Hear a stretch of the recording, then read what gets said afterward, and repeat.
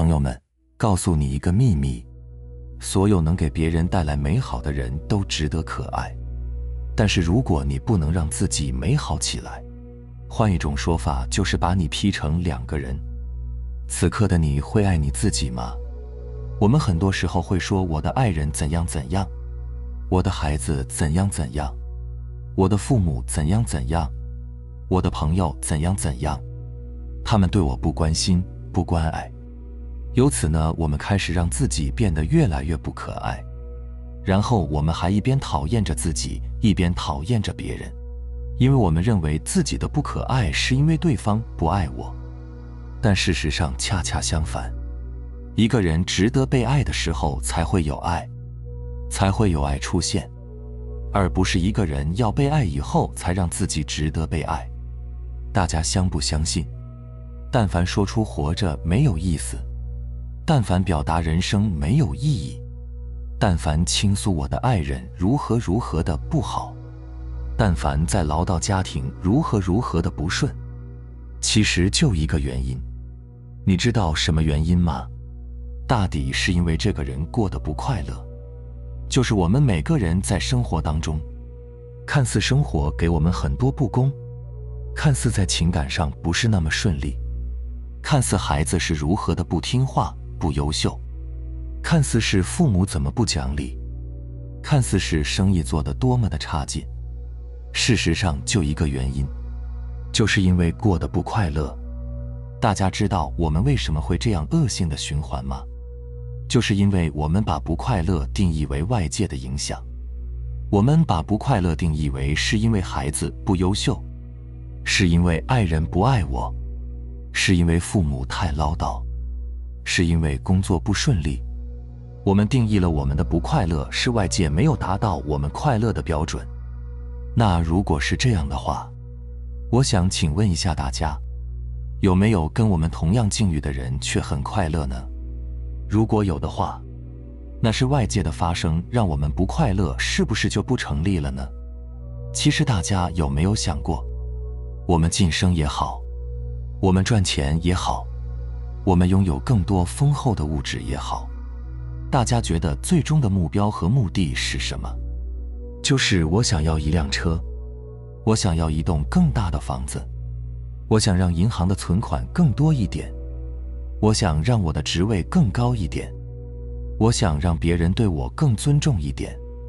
我们无论要什么，其实最终都是为了一个核心，就是快乐，或者叫幸福感。所以由此来看，我们最大的损失并不是损失了某一个外在的机会，而是损失了可以快乐的心。那由此来看，我们最大的一个获得也并不是一定获得外在的东西，而是能获得一个快乐的能力。所以快乐本质上是取决于一个人有没有快乐的能力。那什么又是快乐的能力呢？就是心中不快乐的东西少。那什么又是不快乐的东西呢？那些让你贪恋的，那些让你执着的，那些让你恐惧的，那些让你放不下的，那些让你期待的，都是不快乐的因。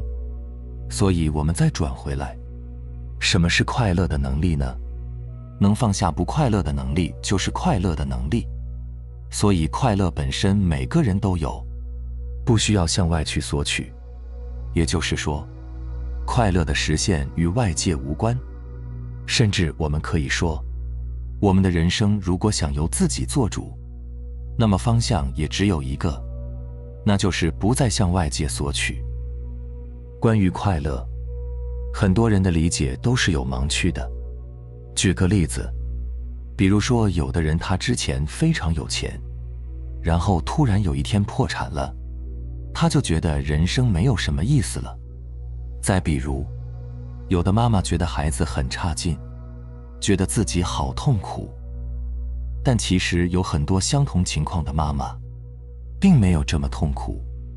所以，如果你不能知道还有一条不需要任何条件就能让我们心安、清净、清凉、平和的自在之路的话，那你只能在条件上去评定自己的快乐指数。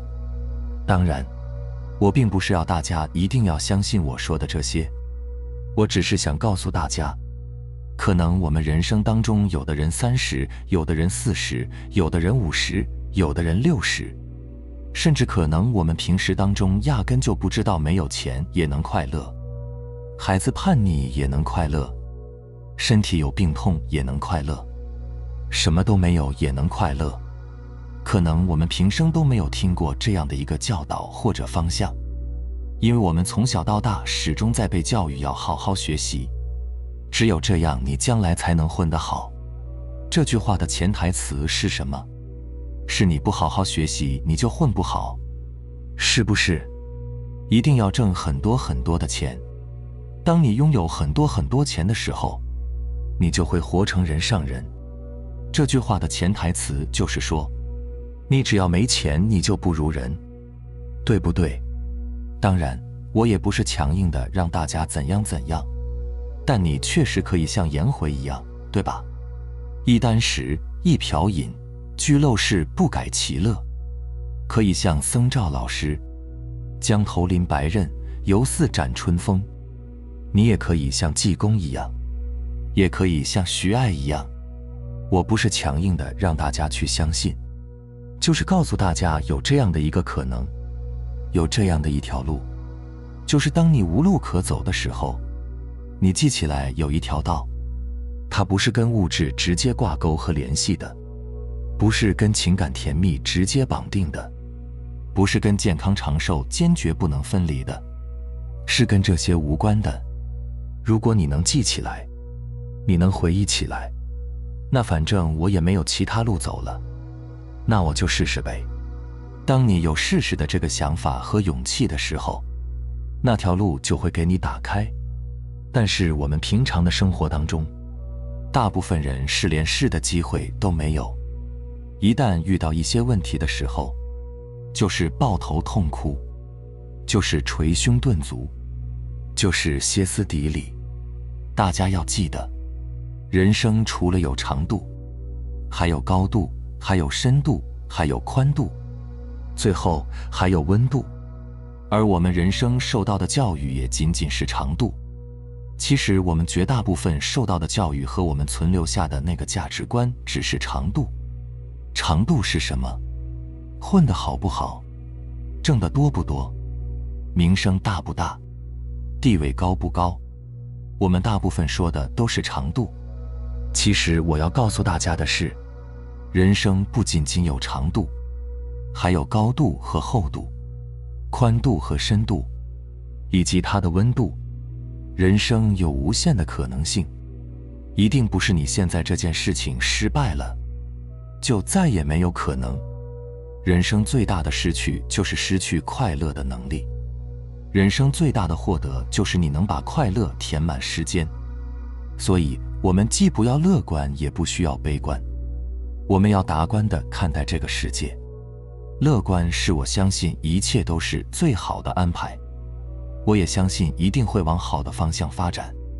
但是这种乐观可能有时候也会让你有挫败感。为什么呢？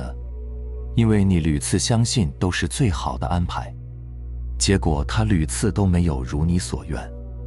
等你等到3年、5年、10年的时候，你说我相信都是最好的安排，突然间发现20年过去了，最好的安排也没了。这个时候你可能乐观下去的可能性就不大了。而达观是什么？